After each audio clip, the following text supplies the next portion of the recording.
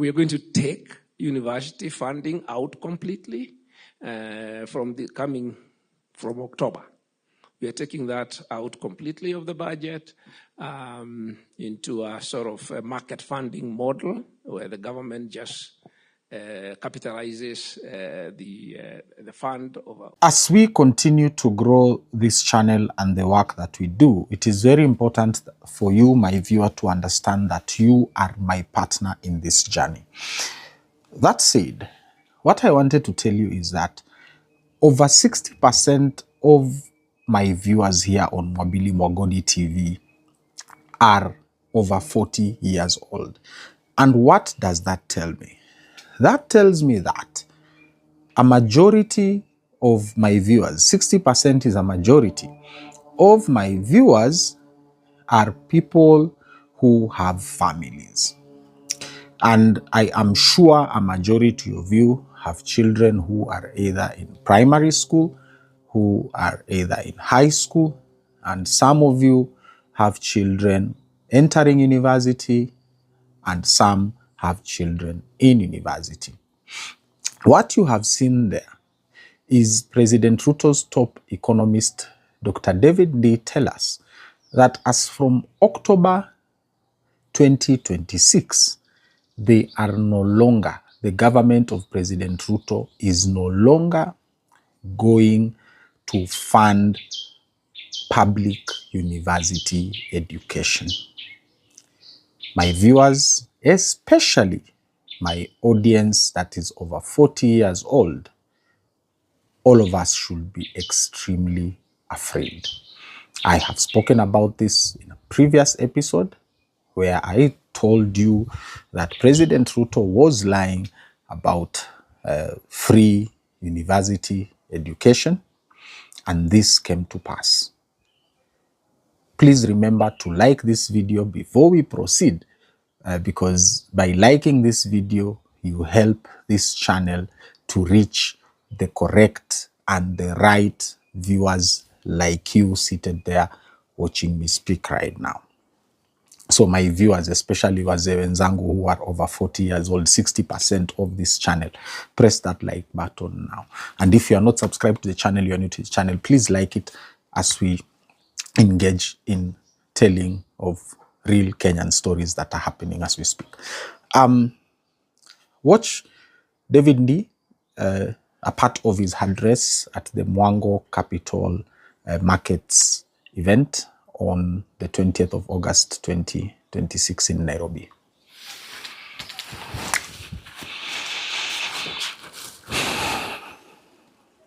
We've increased, we found that we had a 200,000 teachers deficit. We've employed 120,000. That means we still have an 80,000 teachers deficit. We have, if you look at our ratios of things you don't often looked at, like security services, police, personnel per sort of requirement of the population, that number has been dropping very hard. And you see it in security coverage being very poor. So you have more people to serve, you need more money.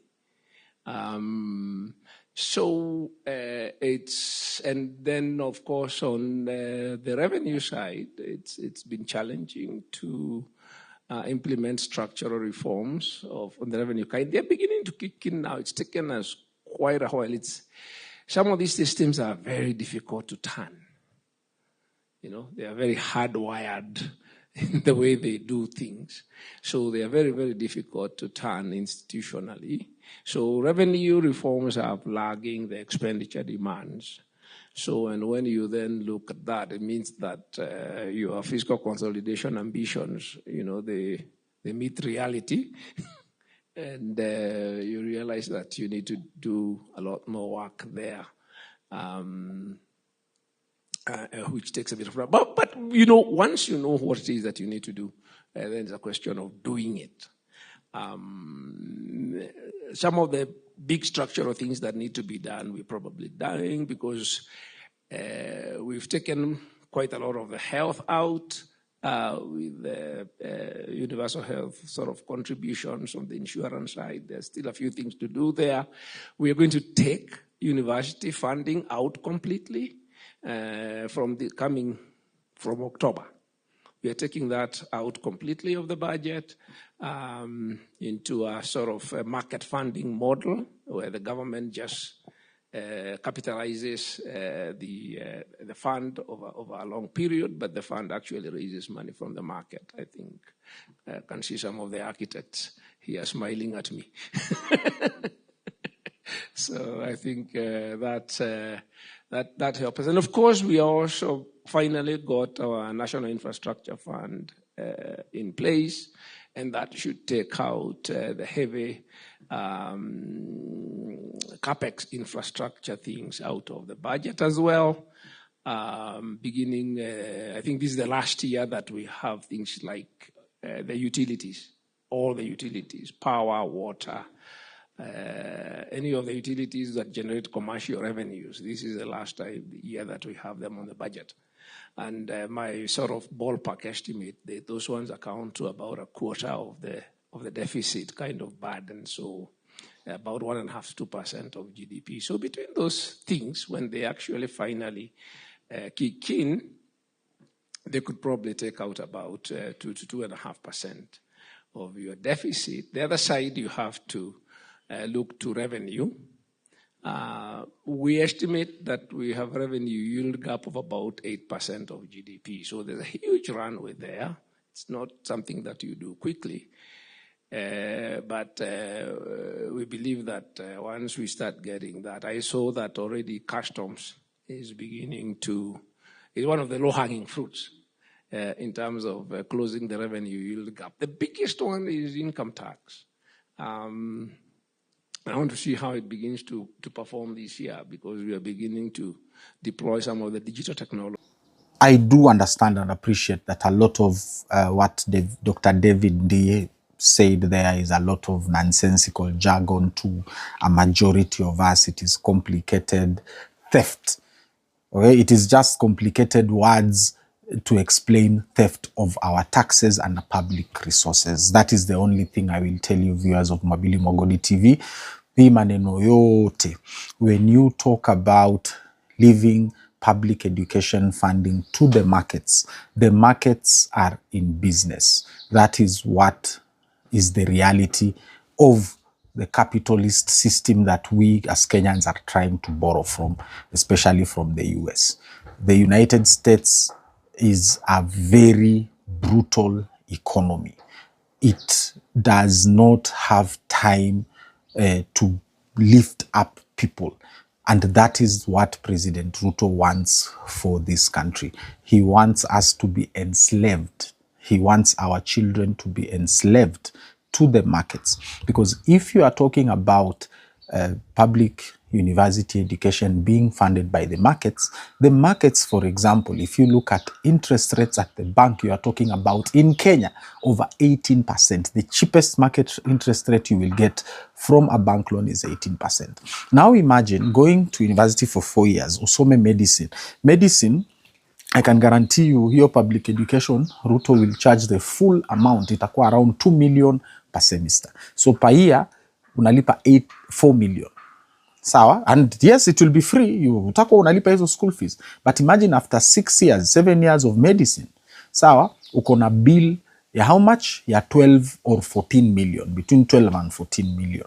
Hiyo 12 and 14 million, you as a medical doctor, kwanza, ukae another 1 year, ukingoja internship. Uingie internship, Ruto akulipe 35,000. Sawa? And then, hiyo 35,000, immediately wanaanza kuikata.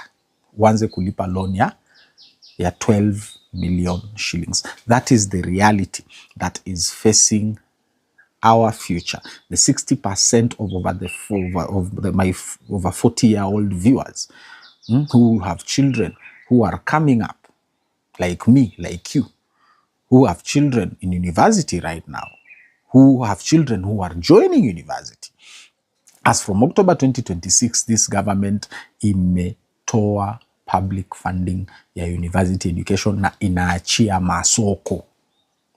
Hatari kubwa sana. watazamaji wangu, this is a very, very dangerous move by President Ruto, but we know he does not care about the people, okay?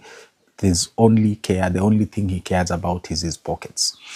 If this model goes through, if this business way of public funding for university education is made to happen in October this year, okay, we are going to be enslaved until our third and fourth generations.